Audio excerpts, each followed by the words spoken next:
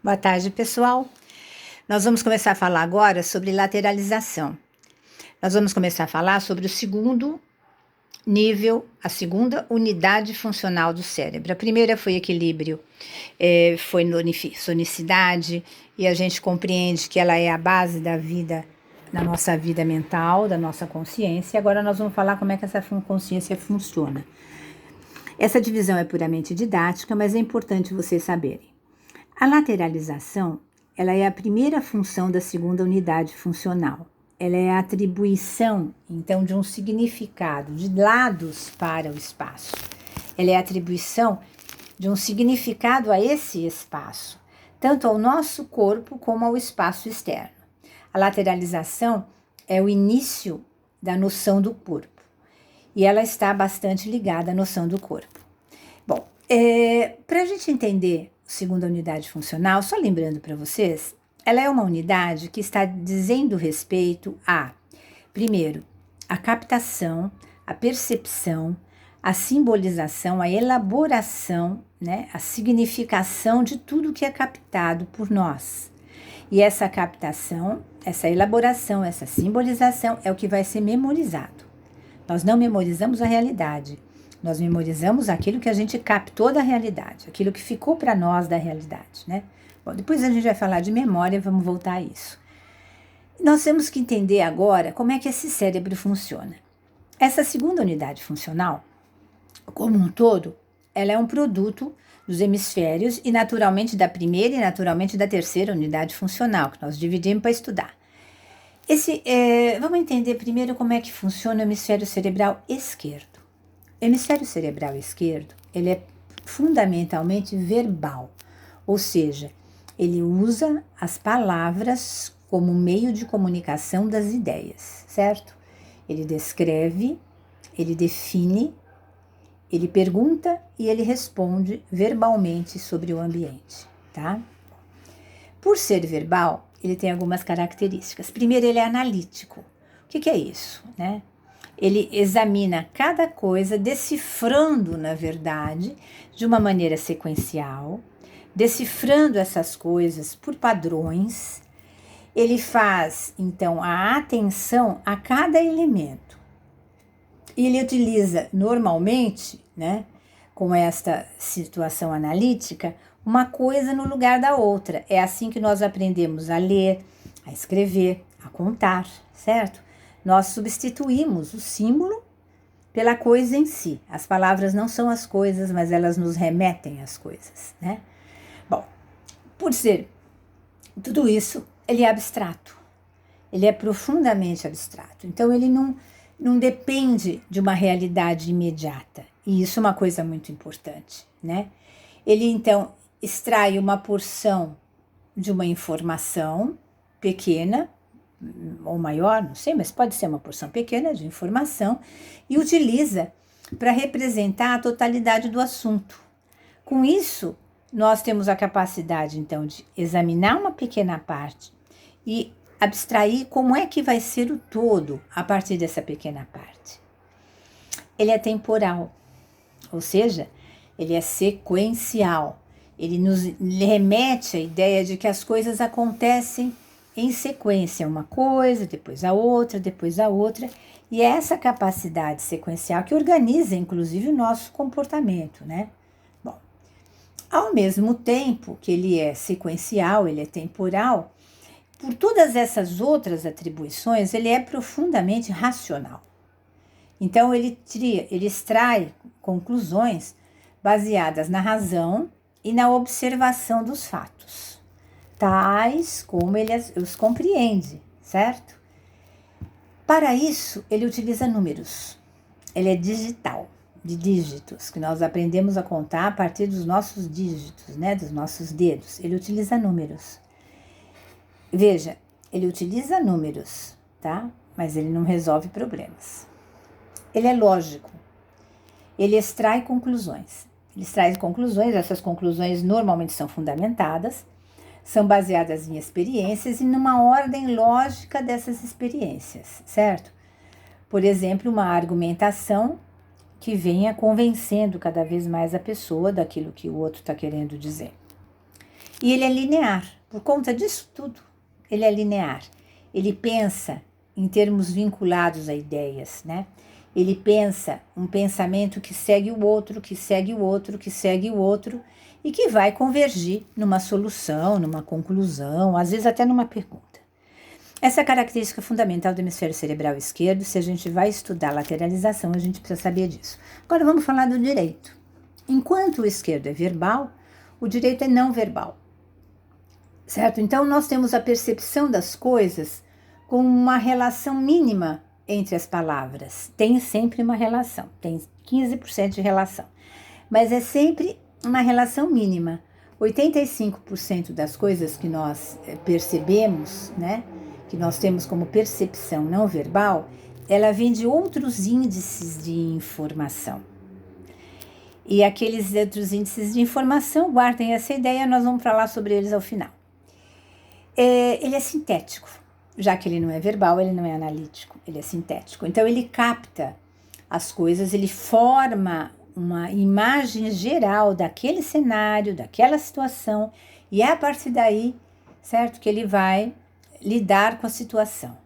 E é muito importante a gente saber isso, né? Bom, ele relaciona as coisas, então, no aqui e no agora.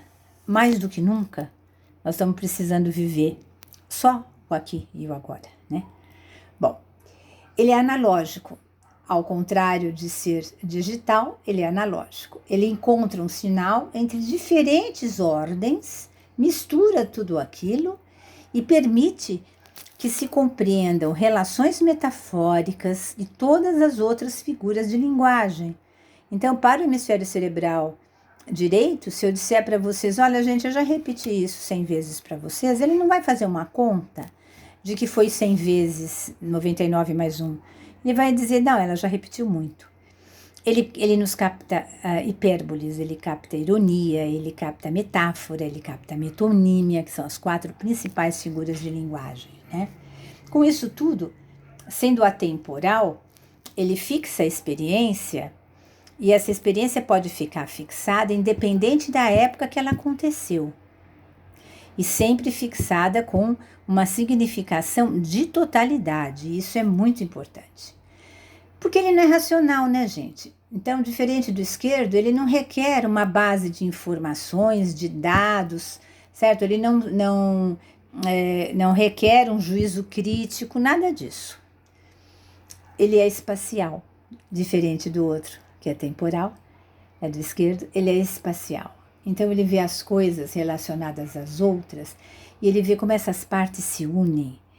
E ele tem aquela ideia do todo, ele tem aquela ideia do contexto. E essa ideia do contexto é extremamente importante. Por quê? Para a consequência disso tudo, ele é intuitivo. Então ele tem um conhecimento pré-lógico ali, certo? Que de repente você não sabe como foi que você teve aquela ideia. Mas aquela ideia foi um grande salto de reconhecimento, foi um insight, foi alguma coisa que veio de dentro, que te esclareceu, que te iluminou, certo? E esses padrões são geralmente incompletos, viu? A completude desse padrão vem do inconsciente mesmo, certo? Todos os sentimentos, todas as nossas imagens visuais, às vezes você não gosta de um detalhe de uma coisa, mas quando você vê aquilo no todo, você acha que ficou lindo. É mais ou menos por aí. Portanto, o hemisfério direito é holístico. Holístico no sentido de totalidade. Ele percebe tudo ao mesmo tempo. É como um sonho que depois, para a gente contar, a gente tem que ficar falando, uma coisa aconteceu antes ou depois. Uma das grandes dicas do Jung, quando ele analisava sonhos, era perguntar para a pessoa como é que esse sonho seria se as coisas tivessem acontecido numa outra ordem, numa outra sequência, né? Bom, ele percebe então tudo ao mesmo tempo. E às vezes ele percebe tanto que ele não consegue expressar em palavras, né? Certo? Ele concebe padrões gerais e ele usa estruturas que têm aquilo que a gente chama de inteligência biológica. Aquela coisa que você não sabe bem porquê, mas você diminuiu a velocidade do carro e aí passou um ciclista na sua frente, né? Que você não tinha visto. Essa é a ideia, então, que nós precisamos ter para entender habilidades associadas a especialização de cada hemisfério, tá certo? Independente de qual vai ser a mão dominante, ou seja, a mão líder no movimento, ou o pé, ou o olho, não sei o quê, a gente tem que entender habilidades. Habilidade de escrita à mão é uma habilidade ligada, todas as habilidades de escrita, elas são habilidades ligadas ao hemisfério cerebral esquerdo, pelo próprio fato que eu falei, ele é fundamentalmente um hemisfério verbal, certo? Bom, pergunta, como é que o canhoto escreve? Cansei de ouvir, né? O canhoto tem um trabalhinho maior. Ao invés da conexão partir direto do esquerdo para a mão, ela faz uma voltinha aqui, no hemisfério direito, pelo corpo caloso, e ela parte aqui.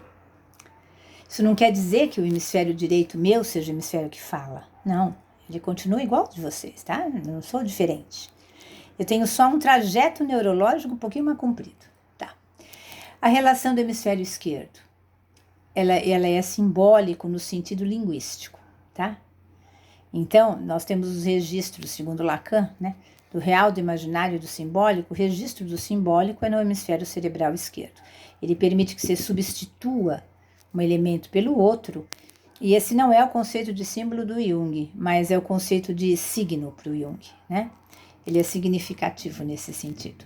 É o hemisfério da linguagem, é o hemisfério que vai estruturar todas as funções linguísticas, neurolinguísticas, psicolinguísticas, como vocês quiserem. É o hemisfério, logicamente, da leitura.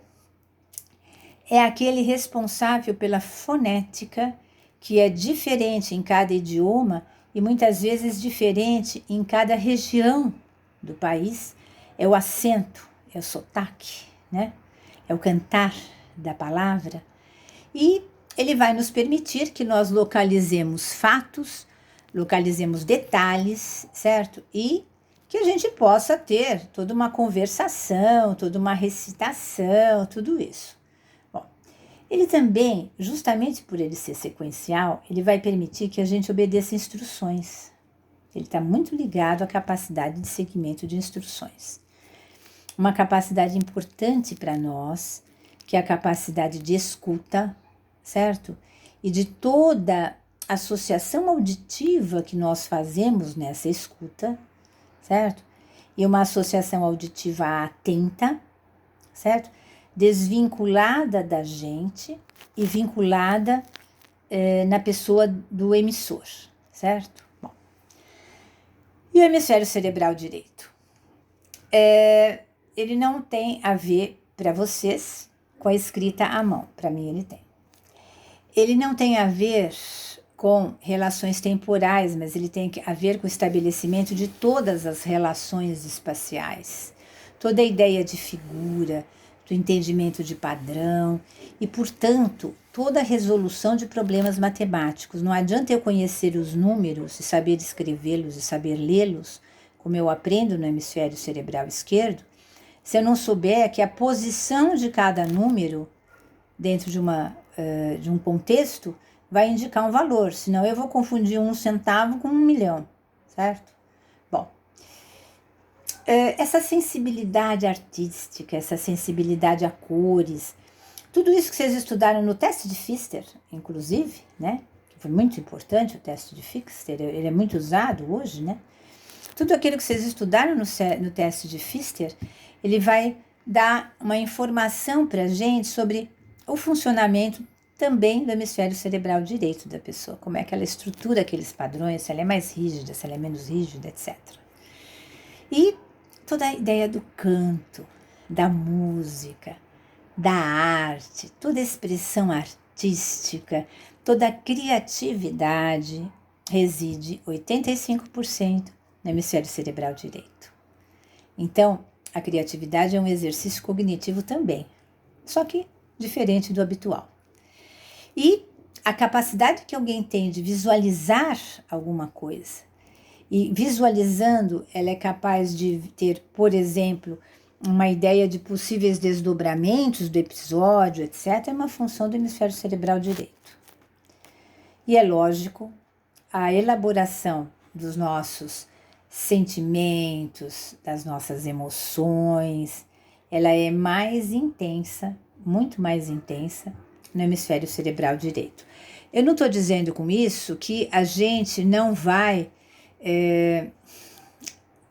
dispensar um hemisfério. Pelo contrário, eles trabalham sozinhos? Não, nunca. Eles trabalham sempre em conjunto. E é importante que trabalhem em conjunto, né? O corpo caloso faz essa junção, né? E dentro dessa história, então, a gente vai conversar na próxima aula. Um beijo de coração para vocês.